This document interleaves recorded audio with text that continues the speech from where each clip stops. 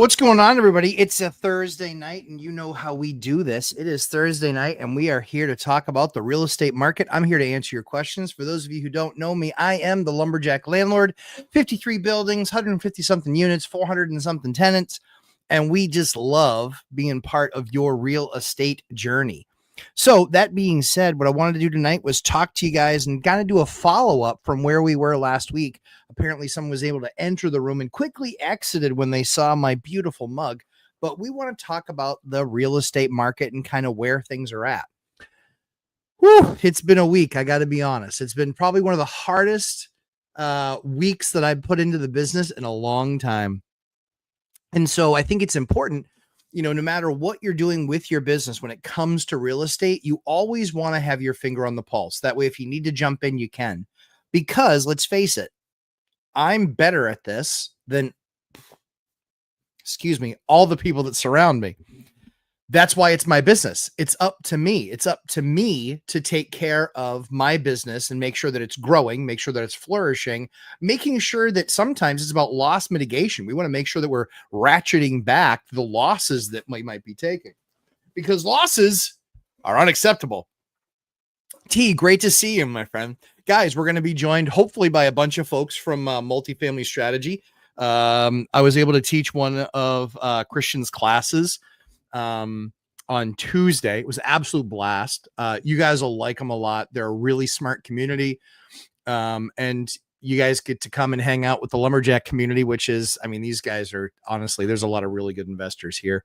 So excited to have you guys. But yeah, it was a crazy week. But again, the thing that you really have to understand, hey, Felix, good to see you. The thing that you really have to understand about what we're doing, right, is when you're building your rental business. Sorry, guys, I'm just going to mute this. When we're building our rental business, you become the expert. This is one of the things I talked to you about, becoming elite. And so you become the expert. What that means is you're the one that is that go-to last resort. You're the one that has the answer to the questions. You're the one that at the end of the day has to solve the problem. So in year one, yeah, you're fumbling around, you're trying to figure things out. And every year you get better and better. The more deals you do, you get better and better. The more you see, the better and better. The more that you network and hear stories, the better you get. So these are the really important things that are critical to our success and how we grow as landlords and real estate investors. Because really, factually speaking, these are assets. And it's our job to then manage the assets, manage the expenses of the assets, and then manage the cash flow of the assets. There's a bunch of pieces to this puzzle that we have to be aware of. So, it's been an unbelievably hard week. I saw my business, as you guys know, not this past Sunday, but a week ago Sunday, we ticked up to 15 vacancies. Gives me agita. Oh, talk about some heartburn. Now, don't get me wrong. It's one of those things where anytime you see 10% anything in your business, it makes you a little bit nervous. It's like, oh, geez, what is the shift that's occurring? What's going on? Is it a perfect storm? Is it like what I talked about? Is it, rents crashing and collapsing, or is it just kind of a burp? Is it a burp because we see a number of our rentals rent out during the summertime, right? So 80% of our rentals rent out May, June, July, August, and September, I think. So 80% of our rentals are basically rented out in, only about 40% of the year.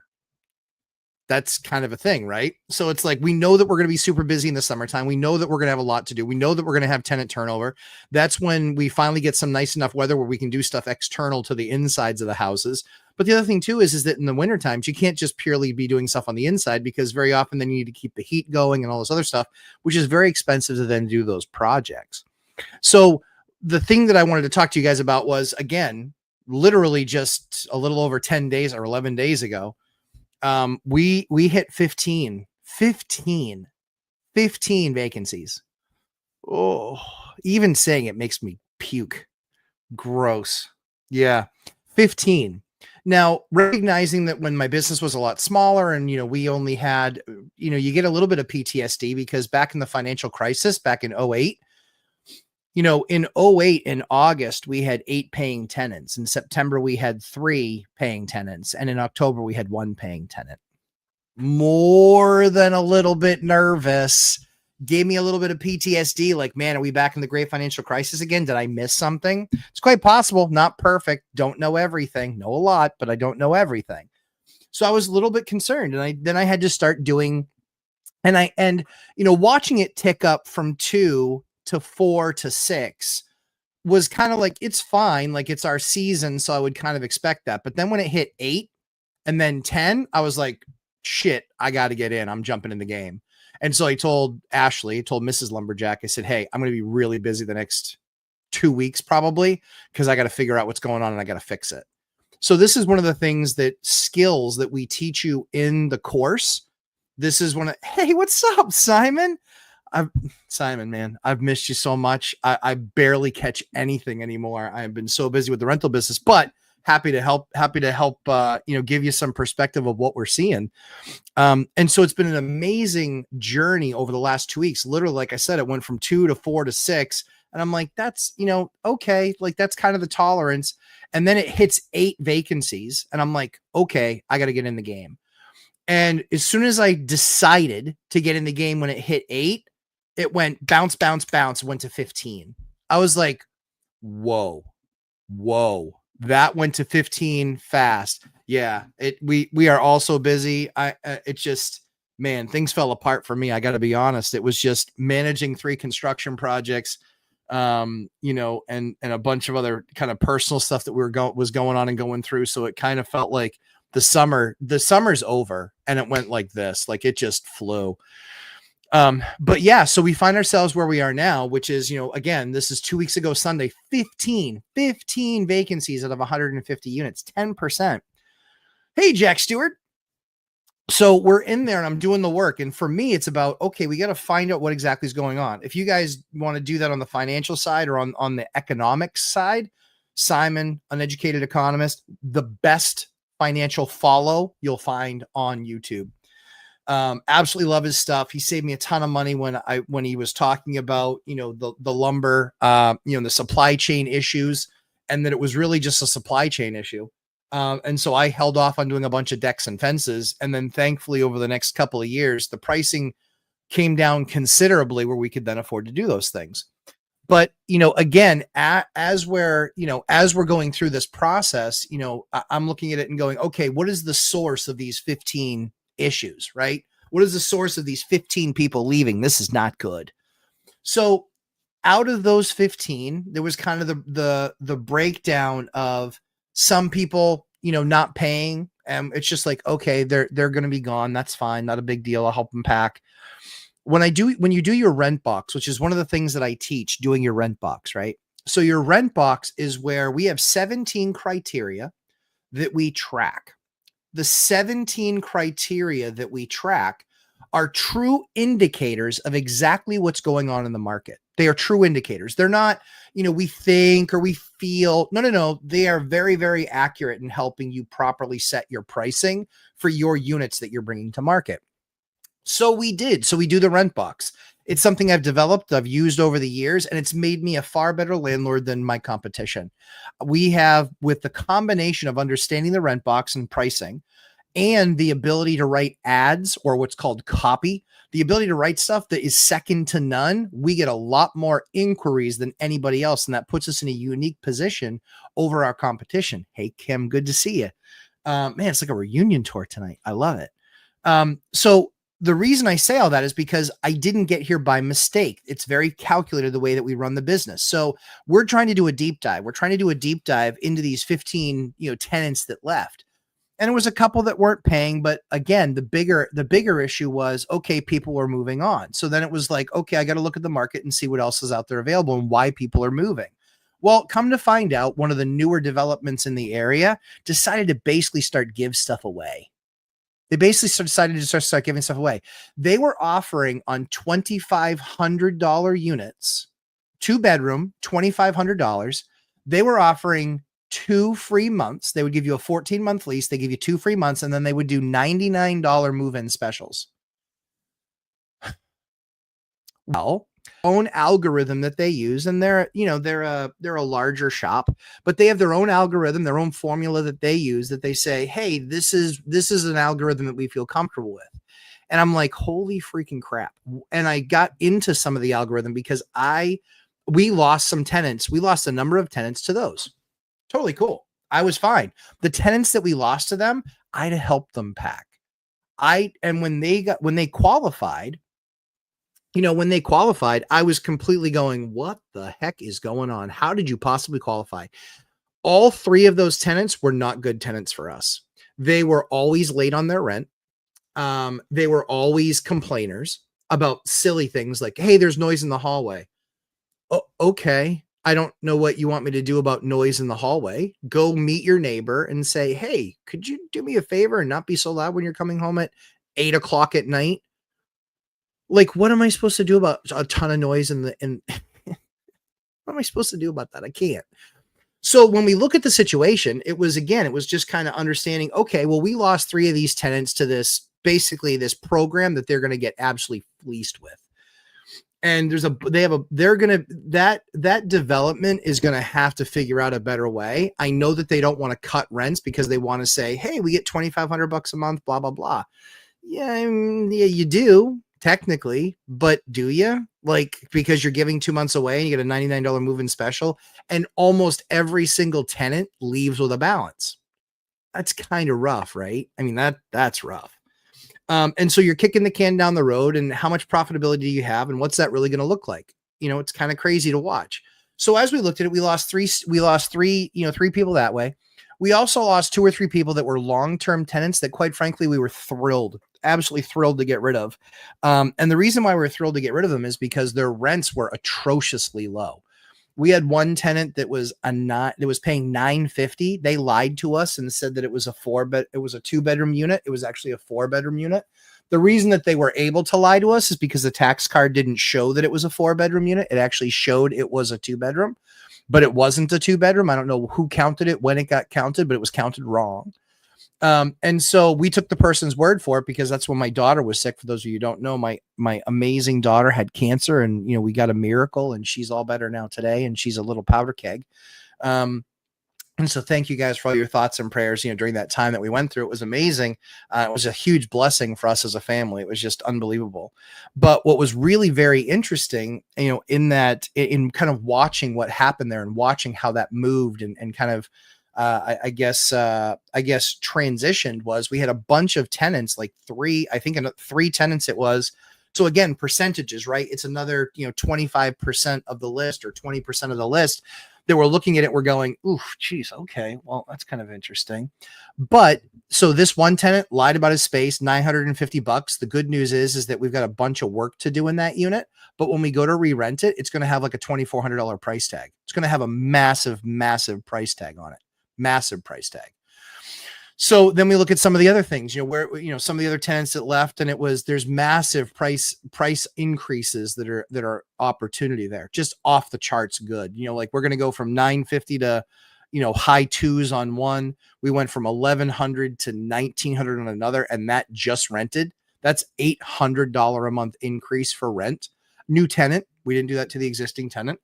But that was one of the things. That was one of the other pieces that we saw.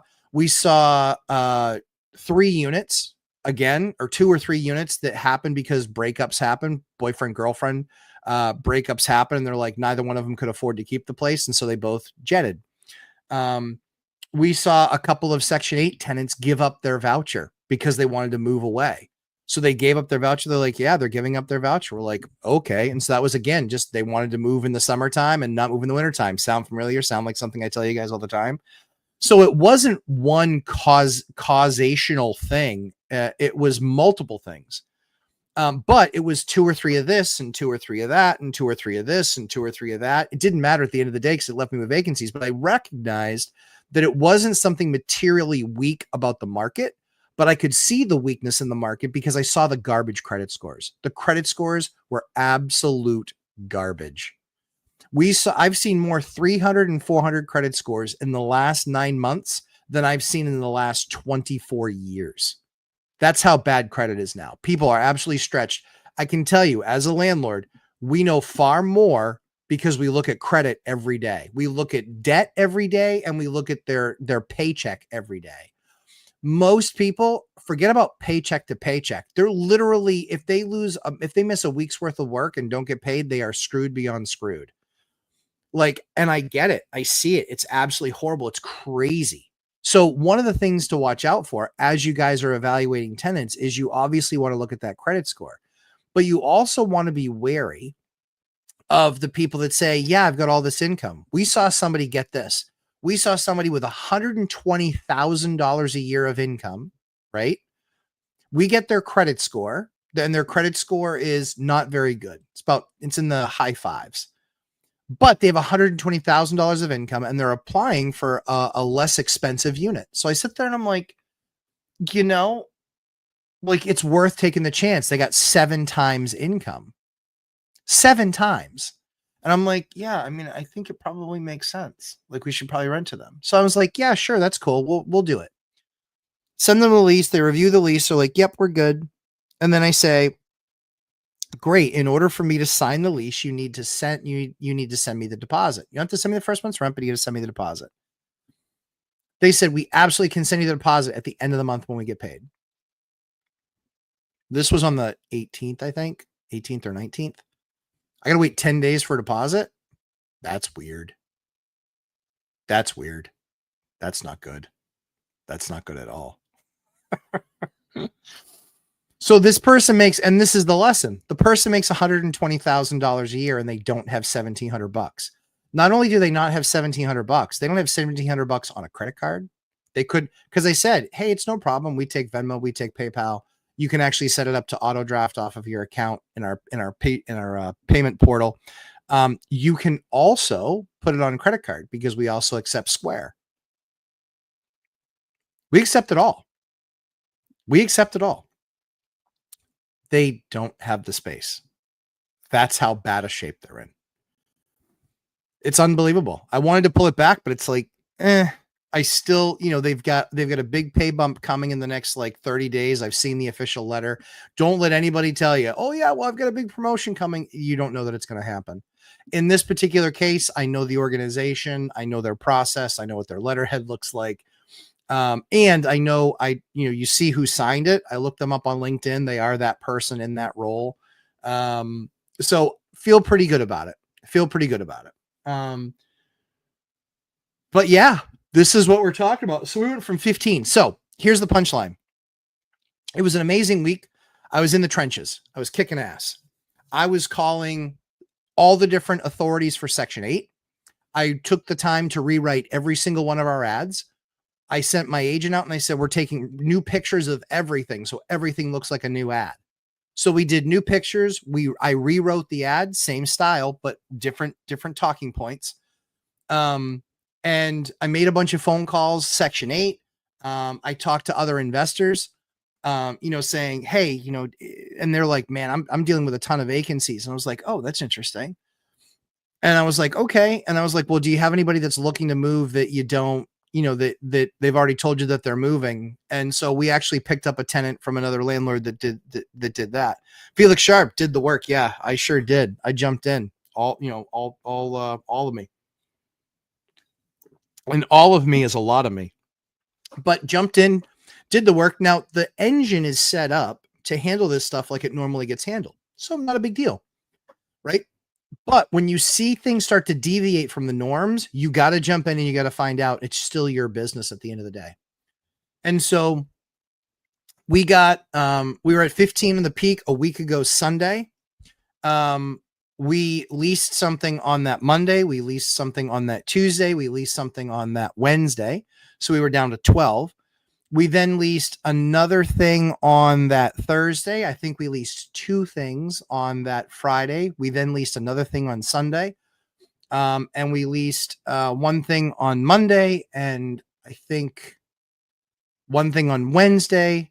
When it was all said and done, we got from 15 down to 5. Big week, guys. 15 down to 5. It was a good week. It was hustle. The most important thing is that, yes, we still have 5 left. These other ones are executed, right? And so we're in pretty good position for September. We've only got, we've got an eviction going on right now. Not a big deal. It's 1 out of 150. So, we're still, even if we get a couple, I think we're going to roll out on a couple because we don't want to deal with them in the wintertime. Because then we'll have to, basically try and rent the unit in the wintertime. So we see a couple that just aren't performing well. And no matter what we say, no matter what we ask about, they're always behind. So it's just going to be like, all right, we'll do a workout agreement with them. This is one of the tools in the tool chest that I think too often doesn't get used. In most states, you can do a workout agreement with your tenant. Once they've fallen behind, you can do your demand for rent, notice to quit, at least in our state. We can do our demand for rent and notice to quit. Then they get 7 days to respond and cure, i.e. pay their bill. They don't pay their bill. And then you can actually go back in and you can say, hey, they didn't pay their bill. We have no correspondence. I want to file for an eviction. Then they get notified, hey, you're actually being evicted. So you can basically ask for your day in court. So when you ask for your day in court, you can do 2 things. One is you can have your day in court. 2 is it just opens up the dialogue, where we can then say, hey, listen, we see that you see that we're, basically asking you to leave. We'd be more than happy to try and work out some sort of an agreement with you beforehand. And then very often you can actually work out an agreement with them. Here's what the agreement looks like. We say to them, hey, listen, your rent is $1,700 a month and you are behind, a month and a half. You're behind, we'll call it $2,700 or $2,600. So you're behind $2,600. Here's what we'd like to do. We'd like to offer you a payment plan where you can pay once a week. Hey, Ike, good to see you. But you can actually do this once a week. And so if you can make the payment once a week, then we'll do this until you get caught up. And then we'll go back to a month to basically paying once a month. Now, most people don't understand that doing this type of agreement and then getting it signed off on by the judge, you don't just do an agreement directly with the tenant. You do an agreement with the tenant and then you file it with the court. Then the court signs off on it. This is in our state. Find out what your state rules are. But in our state, they actually then have a judge that signs off on it. So when the judge signs off on it, here's something really cool that it actually does. When you do that, it actually eliminates their ability to appeal the decision. If they agree to something with that document, what we put as additional language there is, if this is not performed under, then we get a writ of possession. Here's the beautiful part. If they pay, well, you're getting paid. That's a beautiful thing. That's what we all want out of the situation. I don't want to evict somebody. I want them just to pay. I want them to pay based on the contract that they signed, that they said that they would pay. That's it. However, I want remedy. I want the ability to exit on the backside if I need to exit because you're not paying. And if you turn into a deadbeat, that's your problem, not mine, because I don't offer free housing. That's not what my job is. So what we actually do is we'll execute that agreement. It eliminates their ability to appeal because they're making an agreement to follow through on this. Now, what happens is in the last 2 or 3 that we've done, the person has what's called performed. They've performed under the agreement. They've continued to pay their weekly bill. And then until they get caught up, and then when they do get caught up, guess what happens? It can revert back to the normal payment plan. That being said, when they don't, then what happens? When they don't do it, if they're due on Thursday and Friday, I reach out to them. Hey, it's Friday. Haven't seen anything. I need to hear from you. And if they reach out and say, I'm really sorry, it'll be done today because I just had to wait until I get paid. Okay, fine. I don't like it, but I will move with it because I'm not going to be a jerk about the situation. However, very often you reach out, no answer back. End of the day, Friday, no answer back. Saturday, no answer back. Okay. At that point, I stop trying. At that point, I go in Monday morning and I file a non-compliance of agreement. You can file that with your local courts. Again, in my state, your state might be different, but I file a non-compliance of agreement.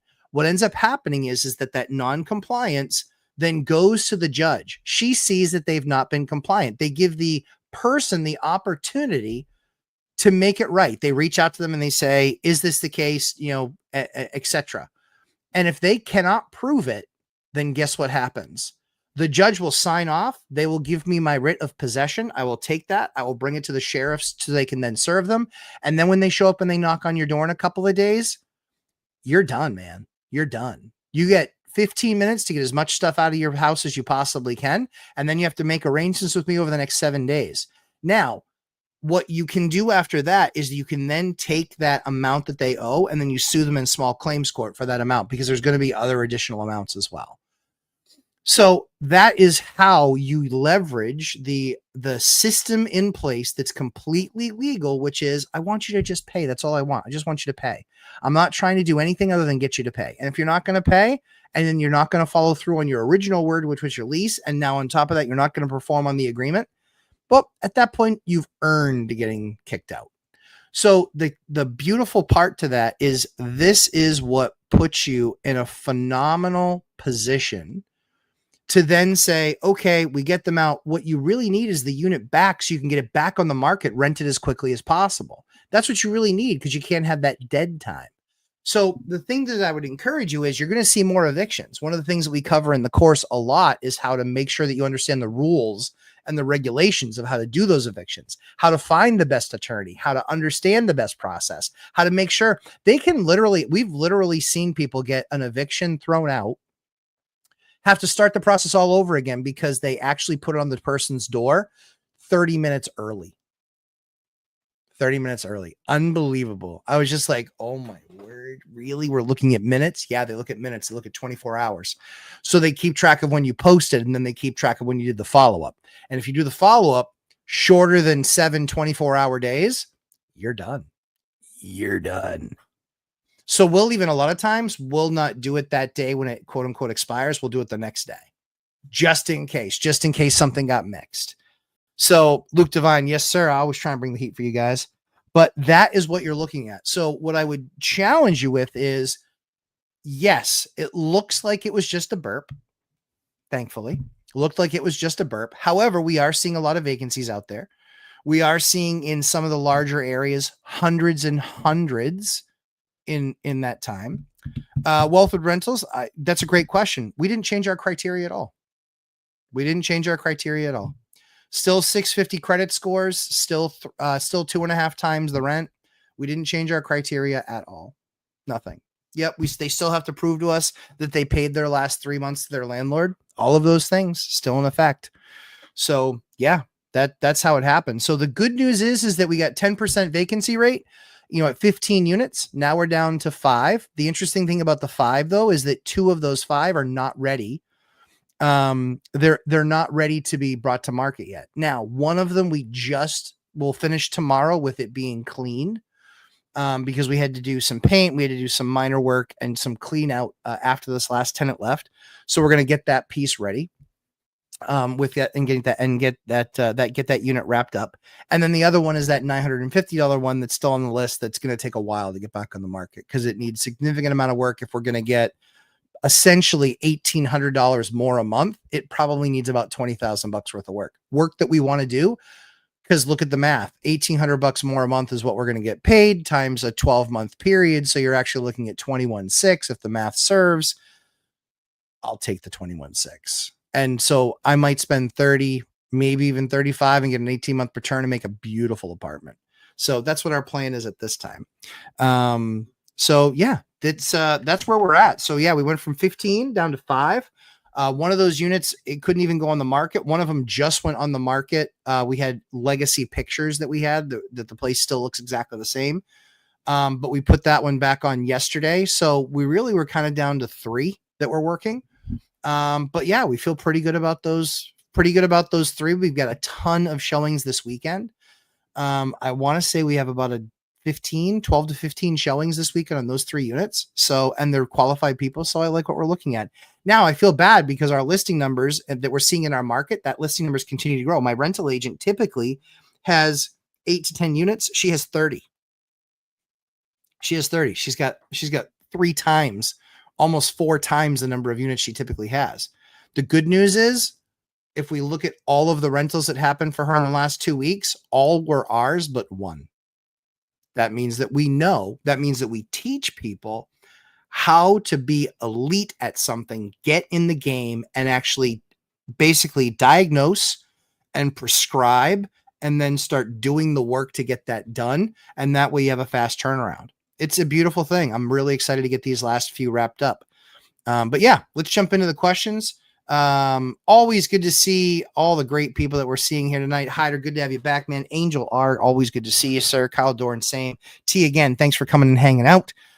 Buzz Tune, always good to see you. Mikey Felix, I'm so glad you got to join one of the lives. Nicole, great to see you. Finally making a live. I know, glad to have you. HOA Pres, Silicon Valley is seeing lots of price resistance in rents. Prospective tenants just walk away. Yeah, absolutely. We're seeing that a little bit in our market, but ours usually trades in a more narrow range. We don't have the highest of highs like Vegas, and we don't have the lowest of lows, as an example, like Vegas. So guys, you saw how many defaults were filed. Vegas is starting to crack. It always does. It's always one of the first markets to skyrocket. It's always one of the first markets to start to deteriorate. I kind of, obviously being someone that's shopping in Vegas, I'm looking for opportunity in Vegas. It is what it is, and they're really struggling in that $1 to $3 million home space. And it's because a lot of the $1 million stuff was a $600,000 house 2 years ago or 3 years ago. So will it come back down to 600? No, it won't. Will it come down to maybe 800 or 750? I mean, it's possible. So we're just going to kind of keep an eye on it. But yeah, I mean, I'm closer to my dream of owning a Vegas house. I'm closer than I ever have been in the past. Christopher Ramsey, good to see you, sir. Wealthwood Rentals, always good to have you come hang out. Julie Anderson, compared to you, I know nothing. Compared to everyone, I know I'm at a 10. I confuse people. I get it. I appreciate you saying that. But that's the job, right? That's the job that I believe I have. And this is why I do the time with you guys every week that I do. 90 minutes guarantee. We always do it. I think we've missed 3 shows in 5 years or 4 years. We've missed 3 shows, maybe 4 shows. So I always try and make sure that I'm here for you guys on this stuff. And then that's why the course exists. Like, if you want to really dive deep and you really want to learn bit by bit exactly how I run my business, that's what I share. I don't teach anything that I haven't experienced myself. So 1031s, reverse 1031s, property management, town management, construction management. I've done all of these things. And that's why I did the course, was so you guys could learn that from somebody that does it and uses those same practices. Ninja Vanish, good to see you. Hey, Wealth Building Journey. Chester, always a pleasure. HOA Pres, if you live in a one-dimensional economy, such as tech in Silicon Valley, then be prepared for disruptions. Completely agree. Robert Fiorelli, good to see you. Laura, same. All Night Hider, bruise the like button to show the algo what's up. Thank you, Hider. I appreciate that. And yeah, hit that like button, jump out, hit that massive thumbs up, and get back in here. HOA Pres, we have some apartment complexes that went from 5 to 25% vacancy in the matter of 3 months. It's going to get worse. Silicon Valley is going to get absolutely pounded. I know a lot of execs in Silicon Valley, and they are like, we are going to let a lot of people go. A lot of people go. AI is doing what it needs to do for them. It's unbelievable. It's just like I said. I told everybody, I said a couple of years ago, I said, you want to be a plumber. With what AI can do and what it's going to continue to expand to do, you need to be somebody in the field where it takes physical. Now, there's robots coming, but they're coming a lot slower than AI is. Andres Matos, good to see you, sir. Hi, Matt. Have you considered investing in commercial real estate? I already have commercial real estate. If not, why? Thank you. I have commercial. I have lots of commercial. Not lots. I'd say it's probably 10 or 15% of the portfolio. Yeah, 10 or 15%. So yeah, I like commercial real estate. Some of it, I like very specific stuff. And for the most part, I'm hoping next week, I have a closing on Tuesday, another closing on Tuesday. I'm buying another piece of property. So we have that closing on Tuesday, and then hopefully by that following show, Thursday, I'll have a big announcement. That's the hope. I hope to have a big announcement for you guys. Yeah, it would be a lease with a brand that everybody knows. It's been great working with them and talking with them, and a great experience working with their managing partner. And so, yeah, I'm hoping that we can announce that next week. I'm really excited to do that, actually. Jack's here listening while at work. Jack, good to see you, my pumpkin pie friend. Wealth Building Journey, vacancies might be an indirect indicator that layoffs are accelerating. They absolutely are. We're long overdue for this correction since 2008. Sorry, 2020. But it sucks to hear you have this many vacancies. It's all good, man. Listen, I'm completely transparent. I share with you guys exactly what I'm going through. Want to share that with you exactly so you can kind of then see what I'm watching, what I'm doing to combat it. We are hands-on landlords here. That's what we do. And that's what I want to always be able to share with you guys. Again, great to see Simon. I'm so happy you were able to stop in. I appreciate you, pal. I'll definitely catch up for sure. Things are slowing down. Once the kids get in school, it'll slow down for me immensely. HOA Prez, do you have local rehousing assistance programs that you can use to rent apartments? The rent is guaranteed, but the tenants are not optimal. Yeah, so the rehousing thing is a challenge. Their tenants are not optimal. They very often, you're talking about rehousing. Usually that's like homeless people or tent city people. Yeah, I'm not going down that road. I went down that road with the emergency rental assistance program, and it was the biggest farce I've ever seen. They belong in a tent. That's how they want to live their life. I'm not going to fight you on it. You belong in a tent. We had 13 units that we gave to that program. 13. We were the largest provider of those units, where we were going to the program and saying we have units that will help put people in. We were doing that work. We were putting people in those units, and 11 out of the 13 of them were no longer in the unit within 60 days of the program shuttering. That just means that you weren't interested in a hand up. You were only interested in a handout. Mark Hamlin, hey, from Eastern Washington. Thanks for all the help, Matt. You're welcome. I did see your email come across. Guys, JetBlue, this isn't a commercial for them. They don't sponsor the channel. It might be a commercial for them. I love JetBlue Airlines. I love JetBlue. I have JetBlue cards. I fly JetBlue all the time. I've got millions, no joke, literally millions of miles on JetBlue. I love JetBlue. And then I had my first disappointing experience. They're amazing. Their attendants are awesome. They really do go out of their way. I've always had a great experience with JetBlue. And this isn't JetBlue's fault, but real quickly, I get on my plane. I'm coming back from Chicago. I get on a plane. I sit down, put my laptop in a back seat, and the girl next to me says, "Hey, could my husband sit there? He's just right across the aisle." And the guy's like, "Yeah, you can have my seat over here." And I'm like, I don't care. But, being a frequent traveler, I'm kind of like, you cheap assholes. They waited. And then last minute, whatever. I'm a jerk. I get it. But I'm like, sure, I'll change. Because again, I don't necessarily mind changing, but it's like making up excuses. It's like, I booked my ticket months in advance. I like to sit in the row of 2, not in the row of 3, because it's that much less I have to get up. And I also like the bigger, the more space seats, because I'm 6'1", 250 pounds. So I like the bigger, more space seats. And when you're in that 2 row, they're just a little bit more spacious than the 3 row. But it's like, you know what? Fine. I will move seats. So I move seats, and I get into, and no good deed goes unpunished. No good deed goes unpunished.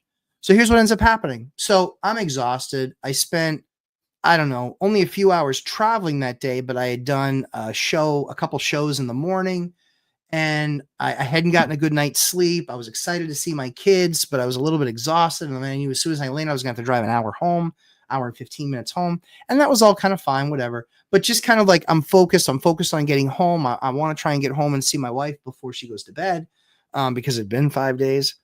And so I do all that and get off the plane, blah, blah, blah, go to my car, this, that, and the other, pay for my parking, leave, get home. And I'm like, okay, I missed everybody, kind of disappointed, but I just fall asleep. I go to bed, I take a shower, go to bed, and fall asleep. Because I like to shower after I fly. Because it's gross. And then wake up the next morning, I'm doing my thing and whatever. And then like later in the day, I'm like, oh, I need to go write this lease. And so I go to get my laptop and I can't find it anywhere. And I'm like, holy freaking crap, I left it in the back seat. Guys, I traveled 100,000 miles a year for like a decade, and I left it in the freaking back seat. So long story shorter, call JetBlue, call Logan Airport, do all my due diligence, trying to get this all put together, sending them pictures of it and IDs and everything. And it sends up and says, hey, we haven't found your thing. And then a couple days later, hey, we haven't found your thing. And I'm like, man, this is just like getting to the point of mocking. And then 2 days later, hey, comes up, we haven't found your thing. So a week and a half passes, maybe actually 2 weeks pass. 2 weeks pass, I got nothing. I'm like, I'm completely screwed. So I go out and I buy not a new laptop, but a new laptop to me. Go out there, do that, come back. Guess what happens? They send me an email saying, hey, we found your laptop. I was like, oh, thank God. Long story short, JetBlue, thank you. They clearly have a system there. They got my laptop. They got it returned to me. I'm grateful. I had a lot of stuff on that laptop that I don't have anywhere else. I have it backed up, but it was like, but getting a new laptop and rebacking it up and what stuff was I going to miss? But more importantly, I was completely ineffectual for about 10 days, 14 days with 17 days with no laptop. It was rough, but I'm back now. But that's the story. So JetBlue Airlines, I love you guys. I appreciate you. Your staff is awesome. I love flying JetBlue. Love flying JetBlue. Sorry. Let's see. Angel, our problem with the economy is that people are looking at the data given by the government, but when have they ever given us accurate data? That's correct. Cameron Samini, hello. Just had my first tenant issue. I can't wait for the boot camp. Guys, we're going to be announcing that next week. Next week is when we're going to be announcing that. So keep your eyes peeled because I don't think that there's many seats left. I want to say there might be 2. So if you're planning on taking the boot camp, jump in there. And then we'll go from there. If the data was accurate, we'd all be rich. True story. All-nighter. I finally filed my articles of incorporation for Safe Streets Now today. Love that for you, Hyder. Go get them, buddy. Let's see. HOA Prez. There's the link for the uneducated economist. Make sure you give them a follow. HOA Prez, the private shelter renting bunk beds for $1,000 a month is being evicted by the landlord for not paying rent on the shelter. Yeah, what a shocker that is. It was a money grab. Never would have guessed it. You got it, Matt. Cool. Thank you. I do have it. We did it. Let's see. Kim Bishop. Hi, Kim. Good to see you. Angel R, most of their data is voluntary business surveys. It is. Most businesses don't have the time to run their business and fill out voluntary surveys to give the government. So true. Robert Fairnelly, Manchester went down to 663 vacancies. Still a terrible number. We have this weekend. Then next weekend is Labor Day and the start of slow season. That's exactly right. Robert and I talk about this all the time. We're both in New Hampshire, but the colder it gets, the worse the rental market gets. So if you're at 100 in September, because that's really your last good month for renting, October's like a 50. And then November's like a 25. And then December is like 12 if you were rating it on a scale. And then January is like between 6 and 12. And February is between 6 and 12. And then March is a 12. And then it starts to tick back up. And then, May or April, it goes to, 30 or 40. And then May, boom, all of a sudden you get a big rental market again. But that's what you go through here in the Northeast. Angel.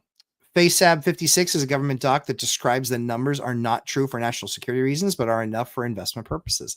That is true. I have seen said doc. Let's see. HOA Press. We are seeing a mind shift of housing no longer being a necessity to becoming a luxury. Yeah. Yep. You would be amazed at the number of people choosing homelessness over paying rent, even though they can pay. It's true. They're looking for a lot of alternatives. And I think, one of the cool things about, ADAs and things like that, we don't have to charge a bunch of money for them. I always go to the town saying, I want to do something that helps people. And if you guys just let me use my own land the way I want to use my own land, I can actually put less expensive housing out there. So I agree.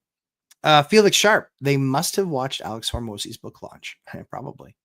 Last time I saw that acronym was when I was studying advanced accounting. I know. Kim Bishop, I'm going to dinner with friends, but have a question. I'll listen to the recording. You got it.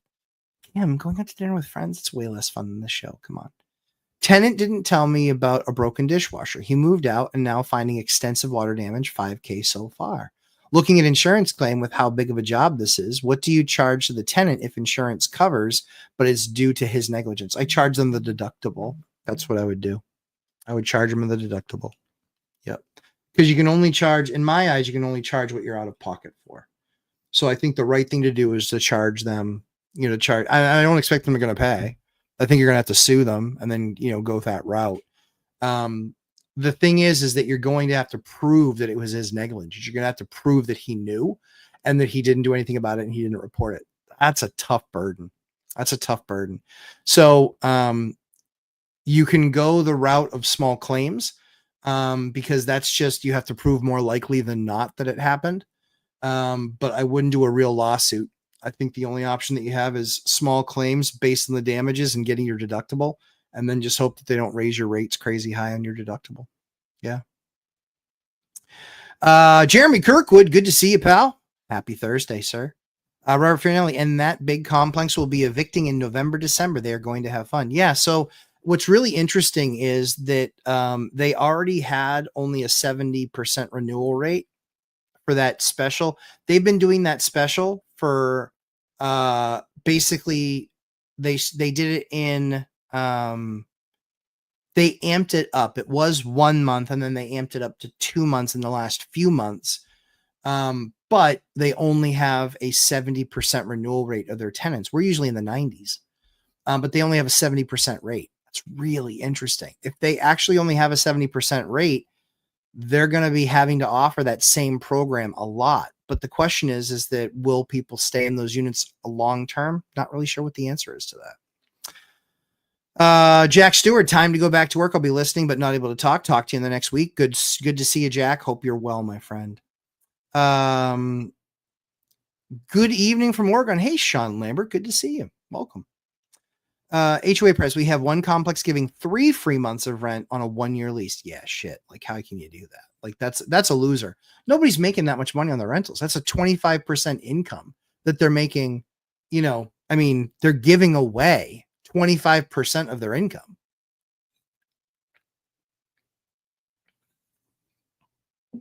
That's not good. That's good, but that's good, but that's not good. HOA Press, you don't want vacancies after October 1 because you may not fill that vacancy until after January. That's very true. So HOA and a Prez in the Bay Area, you can do that. In New England, you can't. November is dead. December is deader. January and February are deader than dead. Like, it's awful. So if you don't fill a vacancy, you are hunting. You are hunting for a tenant. You are like, forget about ads. Like, I'm picking up the phone and I'm making phone calls.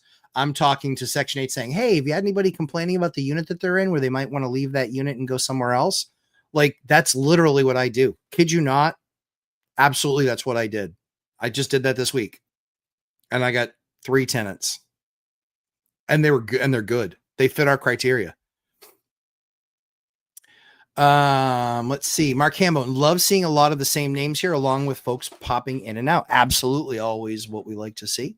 Jeremy Kirkwood. So our general model is to allow tenants to stay and gently increase when we buy. Eventually, we renovate and furnish for our Airbnb. Usually, we have 2 to 3 homes or units per 6 months.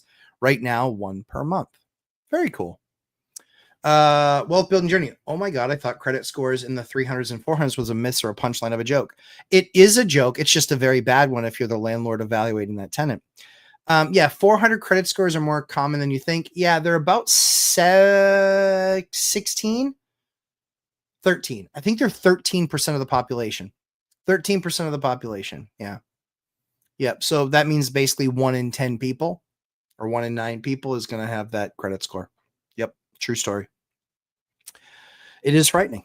Mark Campbell, mind blowing to get to that point. I understand life happens, but wow. Yeah, dude, it's unbelievable.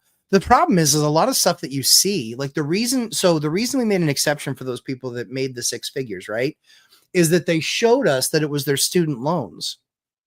They showed us it was their student loans. And I was like, wow, you got a really expensive brain. I won't say the rest. You got a really expensive brain. But yeah, we saw that. And so when it's student loans, in the past, we used to allow it because we're like, yeah, student loans and medical debt. Like, we'll allow it for that stuff because whatever happened with student loans, they didn't really do anything. Guess what? Now people are getting garnished. Now they're going to do something. Now we can't do anything with student loans. Can't do it. If you got this massive loan payment that you had in deferment, like you guys saw that meme on the internet where the girl's crying and she's like, I've been paying for 12 years and I owe more than I did when I went away. Yeah. Welcome to math, dummy. Apparently you didn't take math in college. Like I'm shocked when people are shocked. We put it in deferment. It doesn't mean the interest stops calculating. Doesn't mean the interest doesn't keep on adding. Like, I know people that went to school and spent $60,000 and have $100,000 in debt 15 years later. Yeah, well, duh. Ugh. Anyway, wealth building journey. This proves that it's not an income problem. It's a spending problem. It definitely is a spending problem. Do you know why? Because they had nicer cars than me. They did. They did. They had a nicer car than I have. Both of them, with the bad credit scores. And I'm sure that their interest rate is probably 18%, 19%. Like, I have a buddy of mine who sold cars. And so I would say to him, I go, what's the absolute worst loan that you've seen? He goes, dude, we have some of these places that will give anybody a loan, but it's like 28%. It's like a credit card. I'm like, dude, that's nuts. He's like, yeah, it's crazy. It's crazy, but they need a car. They need a car to get to their job. And if they don't have a car to get to their job, they're not going to have a job.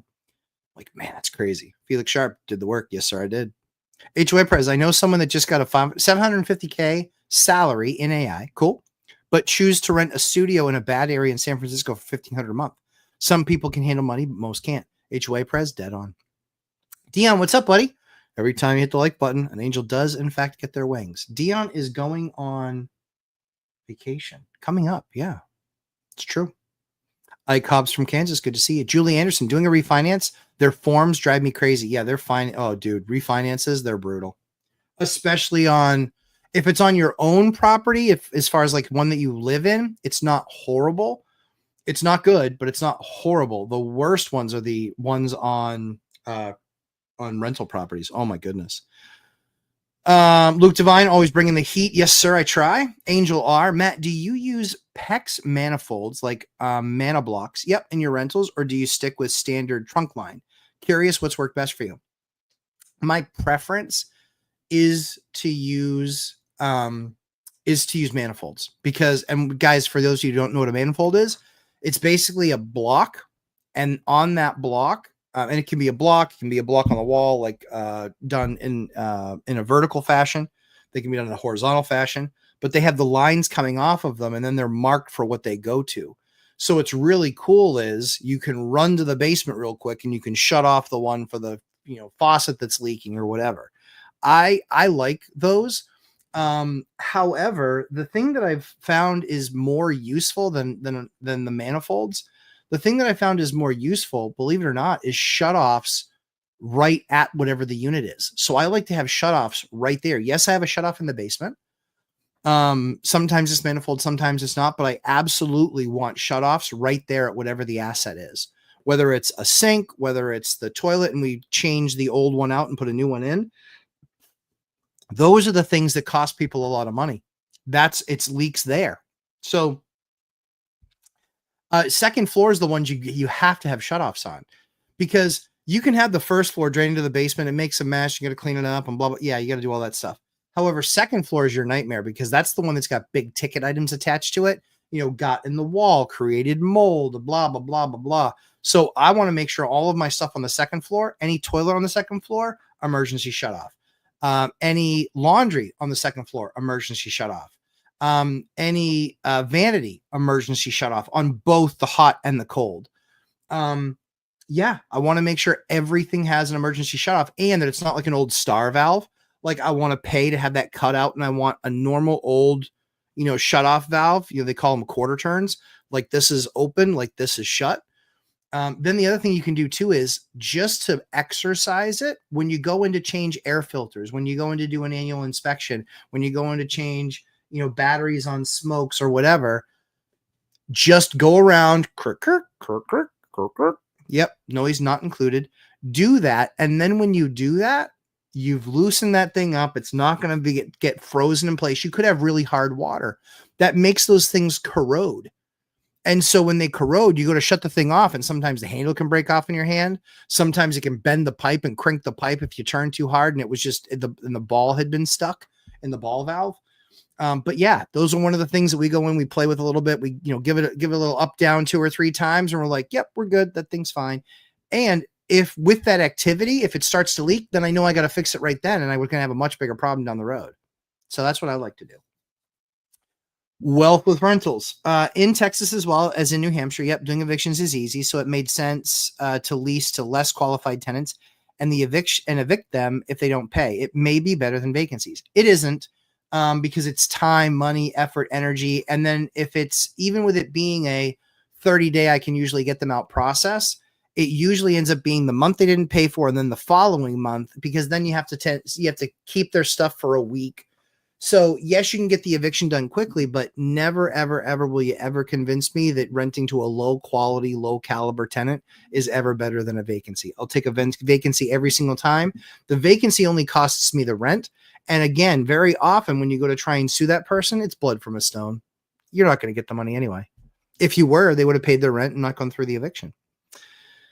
All-nighter hider. Matt described a system very close to my civil nuisance abatement. Collect facts, file in small claims court, notify owner. Response is usually nuisance abated. Correct. T, starting at 20 and am a beginner. I'm fully committed to pursuing real estate full time. What are your thoughts on build, stabilization, optimization, and debt hammer phases as you way to scale faster? So yeah, I mean, those are kind of the linchpins of multifamily strategy. You know, I don't do build. I actually know who does that too.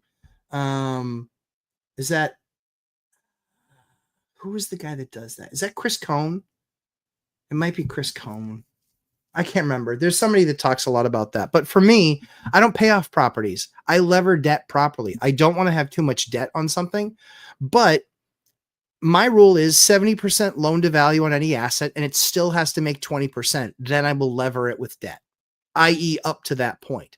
That way I'm not out there with stuff that I own for 95% and it's making me $300. I don't have those types of properties. Those are the ones that bite you in the butt every single time. So I bought a property. We negotiated a deal. I bought the thing for $750,000. You can do the math in your own time, but I bought for $750,000. I put $75,000 down. I had $675,000 for a mortgage. I got the owner to hold that debt. So he is my mortgage holder and he is at 5%. That's the deal that I negotiated because he wanted to make sure I kept the debt with him. I said, you want to keep the debt? You want to make sure that I don't refinance out at 5%? The only time I'm going to refinance out is if I can get 4% debt. But if you give me 30-year fixed rate debt, I'll take it. So he did. I basically got that for debt. So the cool thing is that, you know, but he could only really get that because he was only getting $1,100 to $1,200 for a unit. So all in, I want to say that the thing was doing, you know, maybe with the existing rents, it might have made $200 or $300. That's fine. I bought it knowing what the asset was. I knew what the asset was. He was renting them out as 2-bedroom units.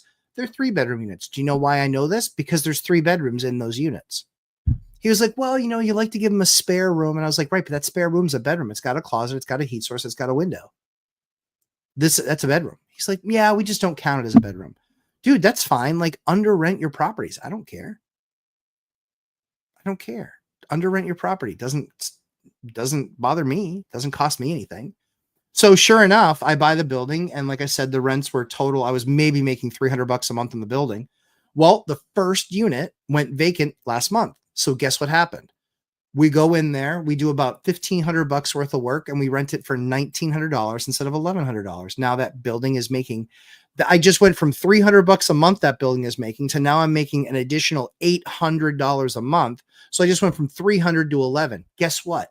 Got super happy because somebody else actually just said, hey, I've decided I'm going to move in with my boyfriend in his place. And so I'm going to give you my notice. Fantastic. You need anybody help you pack?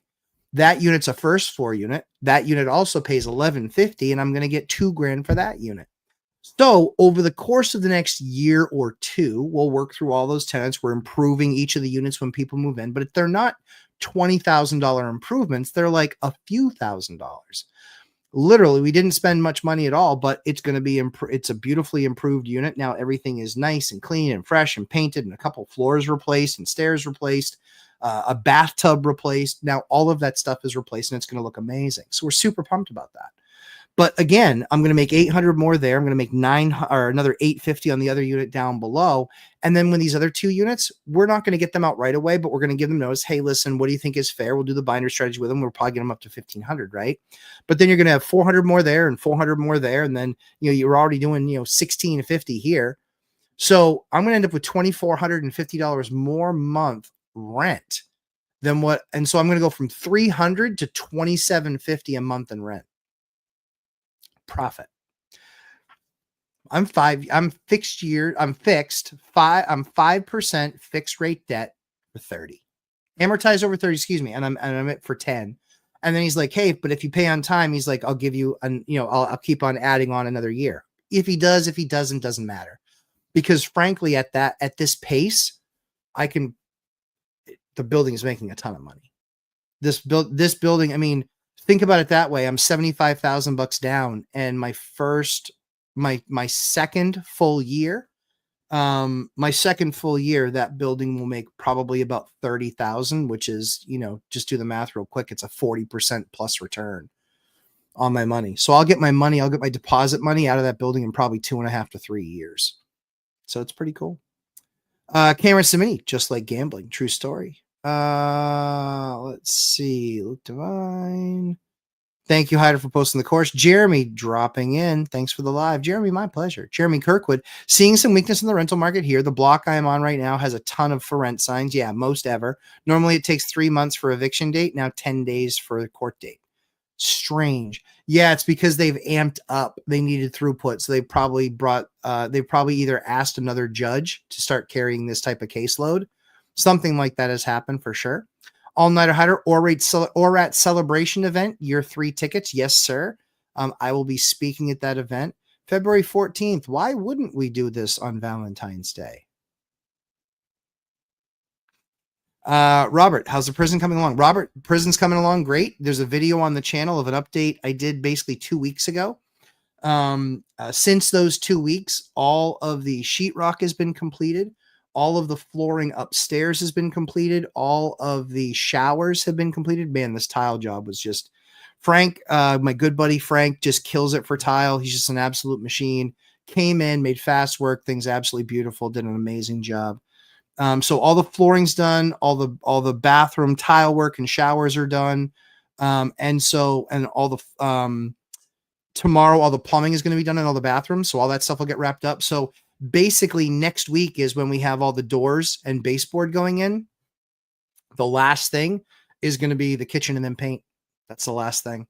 So we're super excited about that because, I think it's going to look it's going to look spectacular. So we're only a couple weeks away. So the prison is coming along very well. Thank you, Robert. Mark Hambone, actually recovering a laptop is impressive. It's a miracle. And I'm just grateful to JetBlue for making the effort that they did because they found it. I happen to be in the market for a new laptop if you want to offload the replacement. The XPS. So I use all Dell product. I love Dell product. The XPS 13 and 15 series, I absolutely love. They're amazing laptops. That laptop I've had for 3 years. It's never given me any issue. Performance is spectacular. It has all the key features I look for, like a backlit keyboard so I can type in the dark. But yeah, I absolutely love the laptop and it's super light. That's one of the big things that's important to me is I want a really light laptop because I want to be able to crack it out. Like if I'm poolside with the kids, if I'm on the couch, like I love having a laptop. A desktop is only in the studio. I just love being able to crack that thing open and get something done if I need to get it done. Love my phone and my phone's enough to manage my business. What it's not enough to do is actually type stuff, type out long things. I don't want to, that's why I do that. Jack, back to work. Good to see you, buddy. Hiding in a machine to leave this comment is the big news you're leading to Starbucks and paint in your pumpkin spice lattes. I will not do a pumpkin spice latte. I don't drink that stuff. I don't drink any, no coffee for me. I'm not a coffee guy. But good guess. Peter Dendromerus. Yeah. Hi, Matt. Have you ever sued anyone in small claims to recover lost rent and court fees? Yes. And I won. I win. That's what I do. So, Peter, that's a great question. As humbly as I can say it, I'm 29-0. I've got one coming up. I hope it goes to court. But I've got one coming up. And, we'll see. If I win that one, I'm 30-0. We're just waiting for the court date. Those lavender lattes look pretty good. I wouldn't know. What's on the laptop? State secrets? Yes. I know who took his in for repair. And boy, what a mess. He'll never hear the end of the embarrassing things on that machine. Glad JetBlue didn't do you that. Yeah, no. The good news is there's nothing embarrassing on there. It's more just, we have a lot. I mean, everything's kind of backed up, but it's backed up in different ways. What's really cool is now that I've got it back, I'm going to refresh and redo the backup. Like the online backups like Carbonite and things like that, like they're good and everything. But the biggest thing for me, honestly, is like Google. All my emails are in there. That's fine. I can access anywhere. But yeah, searchable, it's kind of tough. So getting that onto, I have a multi-terabyte drive that I put all my laptop stuff onto. And that is, been really helpful because I got stuff from years and years and years ago. Angel R, here in the Northeast Pennsylvania, most of my landlord friends are experiencing random vacancies, tenants just leaving. Yeah, it's for sure happened. We have one that happened with. He didn't like the answer. I basically told him, he was being just belligerent. And I said, listen, I'm not sure why you think I'm going to listen to you talk to me that way. I said, so I'm blocking your number. I said, however, you still have access to the portal. And so any grievances or complaints, you're more than welcome to put in the portal. You don't respect people's personal space. You have no right to call me on my personal phone when people have been responding through the portal. You just don't like the answer. So that's a you problem. So I'm looking forward to it. I hope we actually get to go to court because I'm going to light them up. All-Nighter Hider, Peter, Matt touched on that earlier. Yes, he has. I think a judgmental gets filed and a lien and then wait. So we don't get a lien, we get a judgment against them, and then you can do what you want with that judgment. You can take that money and you can try and go get their wages garnished, or you can take that money and literally just hand it off to a collection agency. The collection agency is a nice route because it just absolutely obliterates the guy's credit, and they have decent credit scores if they rent from us. I tried everything. He doesn't want to pay, doesn't want to get caught up. He won't answer any of the messages through the portal. So that's fine. We posted, we let him know. He's just disappeared. Okay, that's fine. And we'll take care of it. We'll take care of it. Okay, thanks. I'll have to go back. I came in late. No worries, Peter. I'm glad you came. You can check it out afterwards. But I did answer your question, so not a problem. Sure thing, Peter. Thanks for asking. Yeah, of course. Thanks, Hyder. Out of time. Hey, Lumberjack, what are your thoughts on renting to illegals? There's a local landlord that rents only to illegals. Yeah, they do that usually because they don't take very good care of their units. They don't take very good care of their tenants. And so they just get paid because the illegals are so afraid to get reported. Don't like the strategy, just like I don't like an all Section 8 strategy. I believe diversification. We admittedly in our area, we don't have a whole lot of illegals. However, that being said, we do require the credit score. So if you don't have a credit score, it's going to be tough to rent from us. If you can't prove that you paid your landlord 3 months in a row, because we will take cash, but not on a consistent basis. And we'll give a receipt, right? So if they can prove that they pay in cash and they get a receipt from their landlord, sure. But that's not a very good piece of information. They wouldn't get past our approval process in most cases because we do need a credit score and we do need proof of your payment to your landlord the last few months. I want to help people, but our business is built as a business. And so, yeah, we want to see your credit score and we want to see your payment to your landlord. Andres, hi, Matt. With all respect you deserve, why do you sell courses if you seem to make so much money from your real estate empire? Andres, totally valid question. Because I believe that if I put it out there for free, I believe people wouldn't value it. And I'm more than happy to spend my time, but my time is worth something. And so, we do, the best thing is that everybody out there that offers a course can choose what they want to price it at. They can choose what value they put into it. And I think the big thing for me was I wanted people to get a massive return on whatever they invested in learning from me.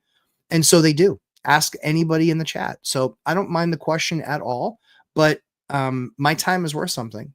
So when I do the boot camp and it's 2 to 3 hours, it's usually 3 hours plus, but I always advertise 2 hours.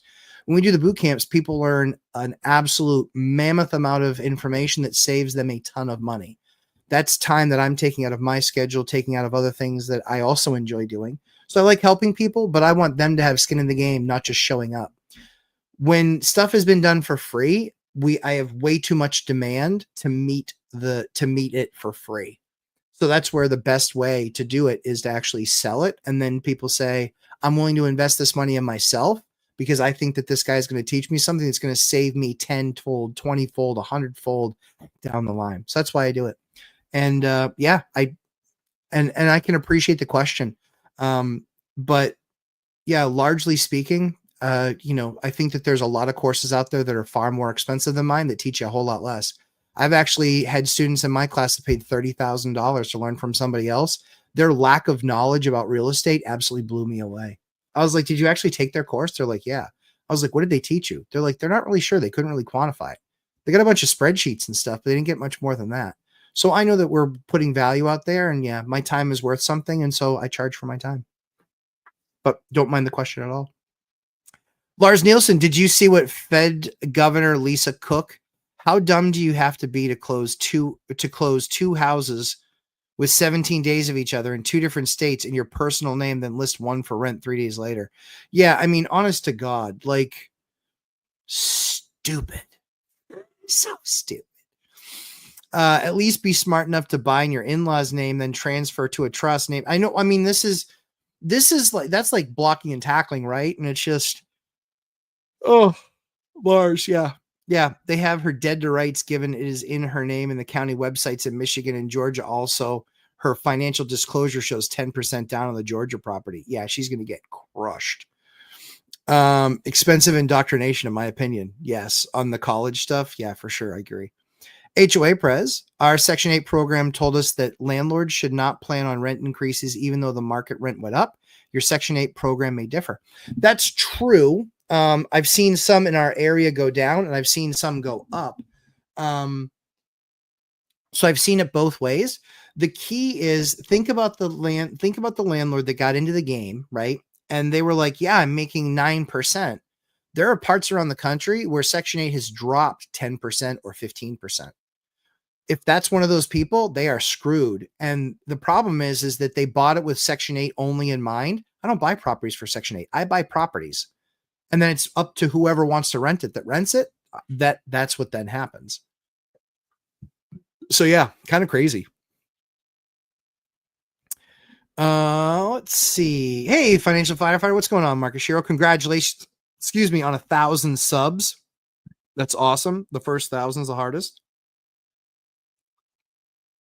So congratulations to you, my friend. HOA Prez, tenants are starting to file for bankruptcy to delay the eviction. Yeah, for sure. The best part about that though is that like that's not free, like that's an expensive thing. And people like to, Michael Scott the moment, I declare bankruptcy. Dude, it is hard. It's hard. It's unforgiving. It's expensive. It is not for the faint of heart. I know people that have gone bankrupt and their lives were a mess for a long time. So you can file it and that's fine. But, unless you're going to go through with it, it is a delay tactic for sure, but only in California, man. Robert Farinelli, can't wait for another boot camp. Maybe this time I won't flunk out. Yeah. Robert's taken it 4 times because of value. Lars Nielsen, all-nighter hire. Was she referred to by the DOJ for mortgage fraud? Yeah, exactly. If I was Jay Powell, I would fire her before tomorrow and being too stupid to serve on the board. I mean, she's kind of earned it, right? Jeremy Kirkwood, I love a good PEX manifold. Yes, sir. Their connections can be a bit different. We do shutoffs everywhere. Yep. One where the word on and off visible and its quarter turn help tenants. Yeah, exactly right. So we actually will just draw a line and say, if it lines up, basically draw a black line on the handle and a black line with an arrow and then say on, right? And then hidden behind the handle, you can write in marker off. And that way they can see, hey, as soon as they turn it this way, it's off. They can read the word off. Without it, they can't. Lars Nielsen, this won't be hard to prove. She wasn't smart enough to take basic steps to get away with it. Agreed. HOA Prez, thousands and thousands and thousands of vacancies. Yeah, it's going to get worse too. HOA Prez, SV landlords are likely to be in shock as I suspect that rents are going to have to drop. Oh, rents are going to come down. They're going to come way down. The problem is that the quality of tenant will continue to deteriorate. And I'm telling you, there's going to be people that are just going to say, I'm going to work remote or I'm going to change companies. And a company is going to say, yeah, sure. We don't care where you live because we're fine if you're working remote. That's usually what happens. T, appreciate it. You're welcome, sir. The missus and I will be in Vegas for the 3-year. Excited to meet everyone. Jeremy, very cool. Excited to see you, man. That's awesome. It's very cool. HOA price. The principal of a school district told new teachers that they would have to share a studio apartment, and the new teachers moved to Nebraska where they can buy a house. Yeah, exactly. Welcome to the real world. HOA price. Section 8 project administration said that we have to consider Section 8 vouchers need to have a time limit and not be permanent. Yeah. So the thing that I love about that what they're doing, and this is actually an idea that I've had for years, was I want it to be a real hand up. So it's like you basically, and you basically get 2 years on the voucher and then you don't get the voucher anymore. The voucher, gets pulled away. I love that. I want to see people that should be working. I also want to see people that can't work. I want to see them get the voucher, but I don't want to see people that can't work. And maybe they, have a, kind of like Medicare A and B. Maybe they have the same thing for a housing voucher, maybe a housing voucher A and B. There are people that need that help. I totally get it. And I want them housed. I don't want them becoming homeless because they have some disease or because they were widowed. Like I don't want those people being homeless. That said, if you are able-bodied, and I think we can all agree, if we look at all of our tenants, probably 70 to 80% of them can absolutely work. They just choose not to. So I want those people out. I want those people gone in 2 years. Well, that pissed off 7 people that just jumped out of the room, but that's okay. I'm all right with that. Thanks for the clarification on the judgment lien thing. Yeah, no worries. So you get the judgment, yes, and then you can't lien anything because almost always they have no assets. That's the biggest issue, is that they usually have no assets. Yep, true story. Yep. Julie Anderson, are mortgage rates going down? They are down a little bit depending on the vendor, but what's actually happening is the compression. So they were, the funny thing is that a lot of places that you're finding where their rates are better than other places, they just have a smaller markup. So instead of marking it up 275 basis points, they're marking it up 225 basis points. And that's how you're saving the half a point over their competition. So rates do need to go down. The problem that you're going to have is you're going to have inflation kick back. See the uneducated economist on that. No, with regards to mortgage rates, but my prediction could clearly be wrong. We're going to see a small adjustment because as the market deteriorates, that's what's going to happen. It will. It's the, song as old as time. However, it's not going to be this 5% thing. I don't see 5 for a very long time, unless the economy gets in real deep trouble, which could happen. I would love to know about reverse 1031s. Okay. Here's a brief explanation. Oops. Whoops. Reverse 1031s. Here's how it works. A reverse 1031 is an advanced strategy. Number 1. Number 2 is you can buy a reverse 1031, and here's basically what it means. You basically set up an entity. It's like an LLC. And then you basically pay somebody, or not basically, that's what you do. You pay one of these 1031 firms to do all of the management of it. So you don't touch any of the money. So you have to open up an account in that LLC's name, and then you pay them a fee to set it up, and then you pay them to manage it. And ends up being, usually a few $1,000 to set up. And then it usually ends up being about $1,000 a month for them to do the quote unquote accounting. You do all the work, but you're not able to touch any of the money. So all the money that you're making goes into that reverse 1031. You're not allowed to touch any of that money. So what ends up happening is you eventually do close on a transaction, and then you're able to basically take those funds and basically then, buy that asset from that other entity, and transfer it into that name. So that's how it works, is that essentially you buy the reason that they call it a reverse is because you're buying the property first before you sell yours. But there are significant fees. It's thousands of dollars to set it up. It's, about $1,000 a month for management. But if you find the right property, you're like, holy crap, I know we're selling this thing. We're just not ready yet, but I know we're selling it in like 6 or 8 weeks. We got to do this thing because that's the property that we want to buy. That's the way to do it. But that's about it. They're pretty straightforward, to do them, but you just have to find the right 1031 guys. I have the right 1031 guys. I've used them. We're doing a one-to-many now. We closed on the property 2 weeks ago. As I told you guys, that was the flip house. We closed on property number 1 last week. We're closing on property number 2 next week. And then we're closing on property number 3 the following week. Yep. How's that for a 1 for 3 trade up? Here you go. HOA price. The labor problem is that a few will get nice wage increases, but the vast majority are going to see stagnant wages at best and unemployment at worst. I agree. BuzzTune, if a landlord visiting tenant occupied property for the first time, if landlord visiting tenant occupied property for first time, can you request to walk interior while they're not there?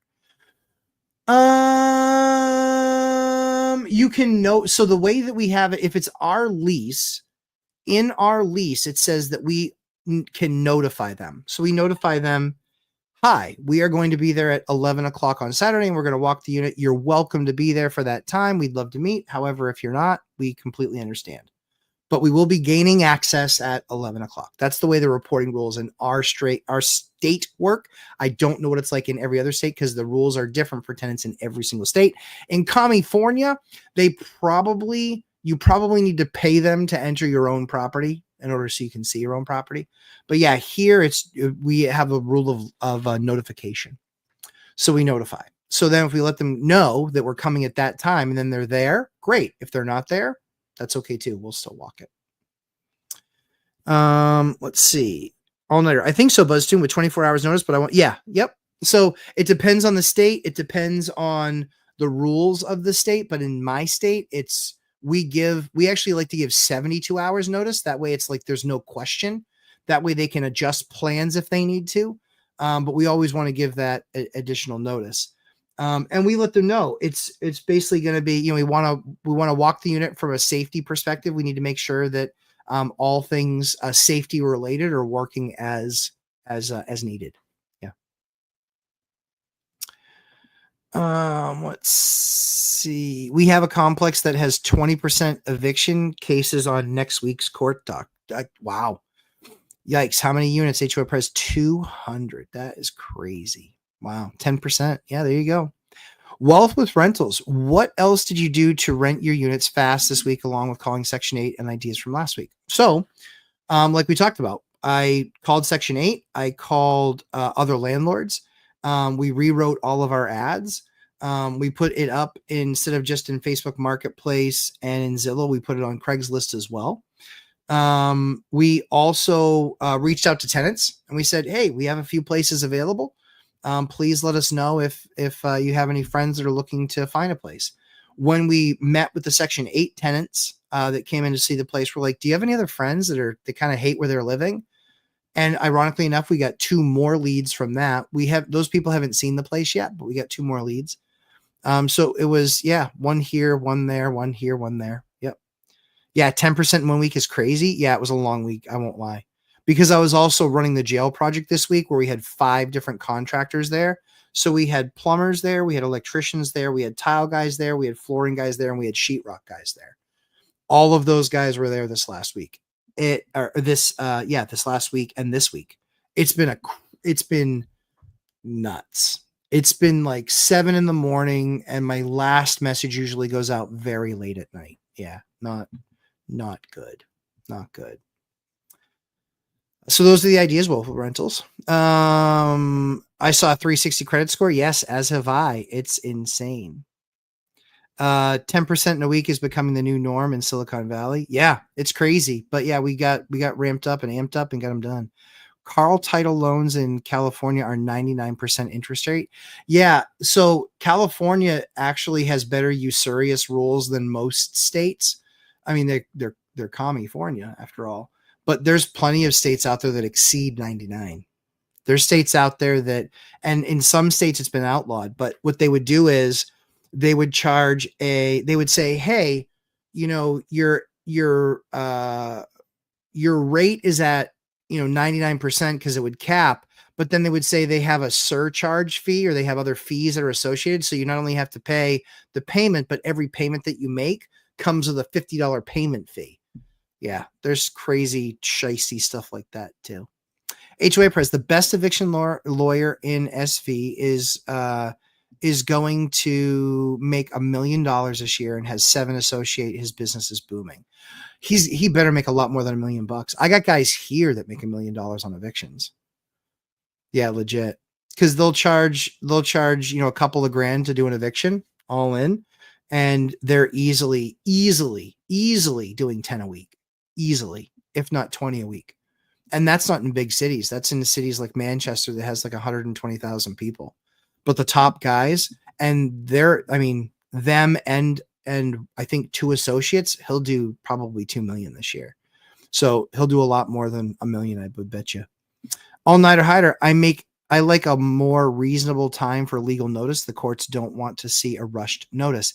That's exactly right. What the courts want to see is that even though you were in pain, even though you were being financially injured, they want to see that you still did the right thing and still gave them every opportunity. That's how I got the reputation that I got in front of the judges, that I got that reputation. There's two judges, and when they see me, they know that we are very fair. We work beyond, we go above and beyond for our tenants. So I don't get favoritism, but I get the benefit of the doubt when going in front of the judge, because they know that we're going to show them every single thing that we did. And that's why we win, because we should win. It's justice. We should win when we go in front of the court, because we've never brought an action that was unfair or aggressive. We should win. We should win because we are doing it the right way. Do we make mistakes? I'm sure we do. I'm sure we make mistakes, but we handle the process with respect. We certainly respect the judges in these positions. And even though the tenant's being a dirtbag, we respect that they get their day in court, and we just want justice. That's all we want. And so thankfully, so far we've had a pretty good set of judges that are fair and equitable and recognize that, yeah, we're here to get paid because they signed a contract and that they need to pay, and they're not performing, and they still have a place that they're sleeping at and using, and they're not participating. So that's where I think these judges that we have local to us so far have been pretty good. I've been before 6 judges, 5 judges, 5 or 6 judges. I've been before them. And some were tougher than others. I have my favorites just because I just want to tell the story and then have the judge rule based on the law. That's all I want. So we've been pretty blessed in that regard. Wealth with rentals. I did not even consider putting an ad on Craigslist. Wow. I think I'll do that. Good idea, Mark. Think about the other thing too is find out where students, like a lot of times there's Facebook groups. Like you might find something local to you that says student, Facebook student housing group. And it's for all the different colleges. You need to be posting there. We post, so we'll post in Marketplace. We'll post in different groups. We'll post on Zillow. Yeah, we do all of that. We do it all. We do it all and that's one of the other reasons that we get more traffic is we also write great copy. So some people say, oh, geez, I never get anything from Zillow. I don't know why. Like we get a good, consistent amount of leads from Zillow. All Section 8 tenants came with low credit score, but they would say, but my rent is paid by Section 8. That's why they're financially morons. They have no concept on any personal responsibility whatsoever, very many of them. I know that Dion has the only 800 credit score Section 8 tenant in the world. He does. Somebody else show me a Section 8 tenant that you have that has an 800 credit score. Show me a Section 8 tenant that has a 700 credit score. It is very, very, very rare. Most of the time when we do Section 8, it still is a 650 minimum credit score. What we will do is if somebody has like a 690 and somebody has a 610, we'll average them, right? So we have ways that we, get to the number that we need to get to. But this is the problem. These people will enter the market if they only have a voucher for 2 more years, or if they say you've been on the voucher program for 2 years, you need to get off. I don't think that's going to happen. I think the clock will start ticking. But they better start.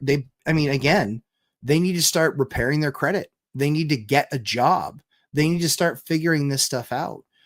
We have a tenant that's getting a $3,650 a month credit every single month from housing. She actually is getting paid to take care of a relative.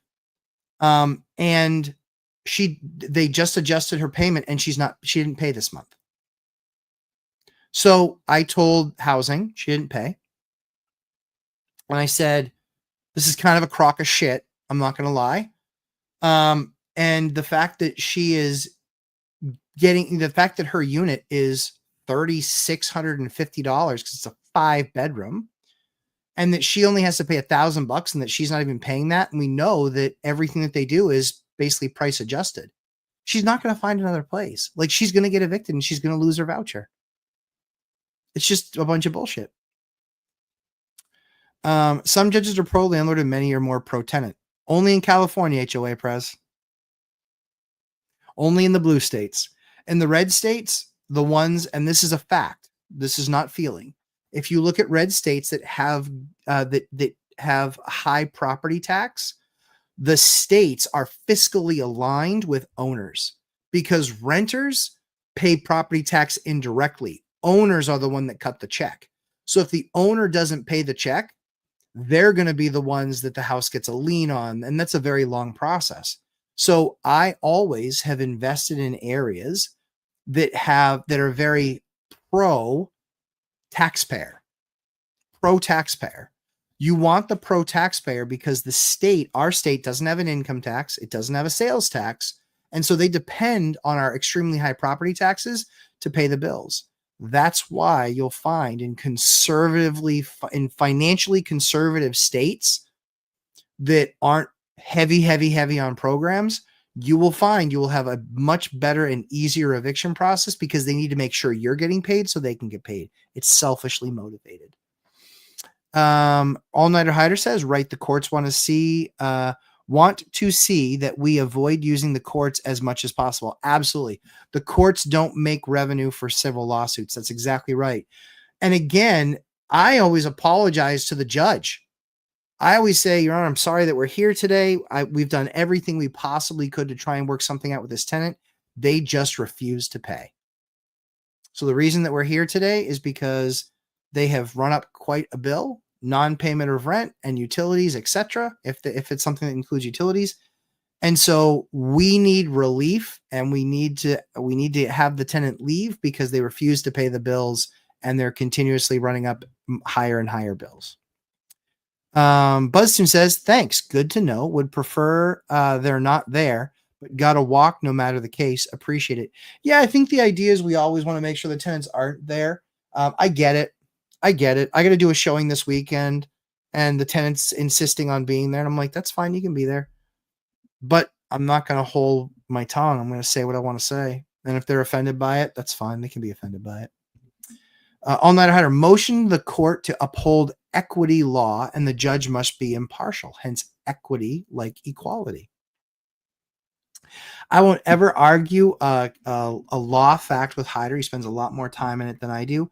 All I have is the practical knowledge that's always and applicable on landlords and landlord tenant law in my state. But how we present the case, we respect the court. They're the ones with the final decision. We do go in with humility because we recognize that could we have missed something? Is there's a step that we missed? It's possible. We do our very best to not miss any steps. We do our very best to execute as we should. And we do our very best to be patient with the tenants. However, if you are living there and you have not paid and you will not communicate about your non-payment and you really have no interest in paying, very well, we're happy to move on. But that's all. We just want the courts to essentially enact and prescribe justice. That's all we want. Guys, as always, an absolutely fantastic week. Been a big week. Like I said, absolutely crushing it. Jumped back into the business heavy this week because we needed to fix the vacancy problem. So we're 15 down to 5. My hope is, honestly, by next Thursday that I'm down to 0. Hope I'm down to 0. We're going to try. Actually, I don't think we'll be down to 0 because we'll have one unit that's not done. So we will have one unit that's not done. But yeah, hopefully we're down to 0 units that can be rented. And then we'll have an update on the other eviction stuff. Because like I said, expect you're going to see some evictions for sure. So guys, have an absolutely fantastic rest of your week. Yeah, we'll do a jail update probably middle of next week because I think you'll see a lot more done. And then kitchens are going to be in, I think not next week, but the following week. So what does that put us? So like first week of September, kitchens are going in, and then the upstairs will be basically done. So Linda Peck, good to see you. But yeah, great seeing you guys. Have a fantastic rest of your week, and we will we'll see you guys in the next one. Bye guys.